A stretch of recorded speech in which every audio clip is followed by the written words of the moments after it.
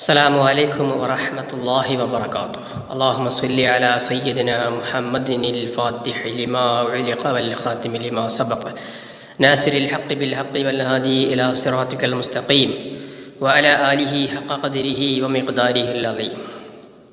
ഒരു മുന്നറിയിപ്പ് നൽകുന്ന ഒരറിവാണ് എന്ന് പറയുന്നത്. ഇന്നത്തെ കാലം വളരെ സൂക്ഷിക്കേണ്ട ഒരു കാലമാണ്. കാരണം സിഹിർ, കണ്ണേറൊക്കെ കൂടുതലായി ചെയ്യുന്ന ഒരു കാലമാണ്. അസൂയ മൂത്ത് മറ്റുള്ളവർ നന്നാകുമോ എന്ന പേടികൊണ്ട്, അല്ലെങ്കിൽ മറ്റുള്ളവർ നന്നാകുന്നത് കാണുമ്പോൾ അതിൽ അസൂയ മൂത്ത് സിഹിർ ചെയ്യുന്നവർ, കണ്ണേർ വെക്കുന്നവർ, രണ്ടും വളരെ ഗൗരവമുള്ള കാര്യമാണെന്ന് നബി സല്ലല്ലാഹു അലൈഹി വസല്ലമ തങ്ങളുടെ വാക്കുകളിൽ നിന്ന് നമുക്ക് മനസ്സിലാക്കാം. നമ്മുടെ ഉയർച്ചയെ തടയാൻ കണ്ണേറിന് കഴിയും, സിഹിറിന് കഴിയും. 100% ഉറപ്പുള്ള കാര്യമാണ്. ഒരുപക്ഷെ ആ കണ്ണേർ സംഭവിച്ചിട്ടില്ലായിരുന്നെങ്കിൽ നാം വളരെ ഉയരത്തിൽ എത്തേണ്ടതായിരുന്നു. കണ്ണേർ കാരണമായി അത് തടയപ്പെട്ടു. പക്ഷെ എല്ലാത്തിനും പരിഹാരമുണ്ട് ഇൻഷാ അല്ലാഹ്. എല്ലാം അള്ളാഹുവിൽ തവക്കുൽ ചെയ്താൽ, ദുആ ചെയ്താൽ അതിനുള്ള വഴി തെളിയും, അതിലേക്ക് നാം എത്തിപ്പെടും. അത് നമ്മൾ ചെയ്യുകയാണെങ്കിൽ കണ്ണേർ മാറുകയും ഉയർച്ചയിലേക്ക് നാം എത്തുകയും ചെയ്യും ഇൻഷാ അല്ലാഹ്.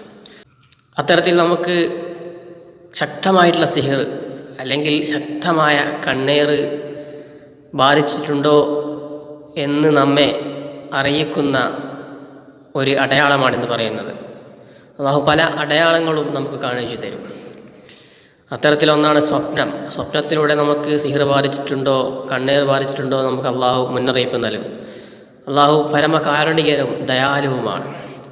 നമുക്ക് ചിലപ്പോൾ സിഹിർ ബാധിച്ചത് നമുക്ക് തന്നെ നല്ലതിനായിരിക്കും, പിന്നീട് മനസ്സിലാകും ഇൻഷാ അല്ലാഹ്.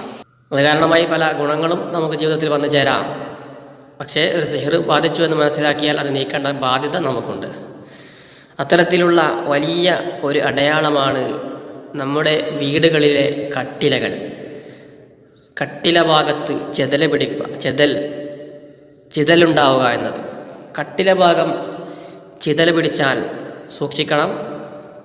അത് ശക്തമായ സിഹിർ ബാധിച്ചു എന്നതിനുള്ള, കണ്ണേർ ബാധിച്ചു എന്നതിനുള്ള ഒരു സൂചനയാണ്. ഒരു കാര്യമായിട്ടുള്ള ഒരു ആൾ പറഞ്ഞു തന്ന അറിവാണിത്. അതാണ് ഞാൻ നിങ്ങളുമായി പങ്കുവെക്കുന്നത്. ചിതൽ പിടിക്കേണ്ട സാഹചര്യമൊന്നുമില്ല, എന്നിട്ടും കട്ടില ഭാഗം മാത്രം ചിതൽ പിടിക്കുകയാണെങ്കിൽ അതൊരു മുന്നറിയിപ്പാണ്. ഇൻഷാ അല്ലാഹ് ഈ ഒരു കാര്യം നാം ശ്രദ്ധിക്കണം. അങ്ങനെയുണ്ടെങ്കിൽ അതിന് വേണ്ട പ്രതിവിധികൾ തേടുകയും അള്ളാഹുവിനോട് ദുആ ചെയ്യുകയും വേണ്ട കാര്യങ്ങൾ ചെയ്യുകയും ചെയ്യണം ഇൻഷാ അല്ലാഹ്. എങ്കിൽ മാത്രമേ നമുക്ക് ഒരു ജീവിതത്തിൽ സമാധാനവും ഉയർച്ചയും ഉണ്ടാവുകയുള്ളൂ.